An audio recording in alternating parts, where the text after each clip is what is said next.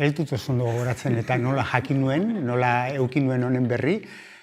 Oker ez banago, sare sozialetan eta hasi nintzen hor mezu batzuk ikusten eta begarriak egiten ditzaizkian, gaia interesatzen zitzaidalako eta interesatzen zaidalako, eta ero lankide baten bidez uste dut heldu nintzela ja bertan izen ematea eta bertan parte hartzera lehenengo topaketa horretan. Garai horretan, Euskara zerbitzuan lan egiten, hor tokatzen zitzaigun Euskararen elkargunea dinamizatzea, bertan elkarte guztiekin, eta kezka hori genuen, bai nola sakondu hor dinamika horretan, bai Euskara plan bat egitea Gasteizeako, hirirako, bai modu partekatu batean, bai administrazioa eta baita ere eragile sozialak ere. Bai nik uste dut erronka horrengatik eta hurbildu nintzela bertara.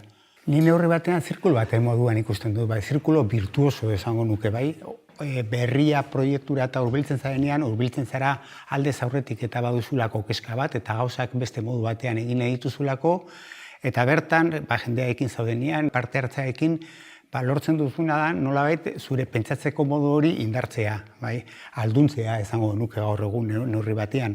Eta nik inpaktoi buruz hitz egiten, ni batez ere hori ipatuko nuke, hor buruan eta aldaketa bat gertatzen dela, eta dozen proiektu hartzen duzunean, beti begiratzen diozu ikuspegi horretatik. Nola txertatu aldut nire proiektu honetan lankidetza publiko soziala.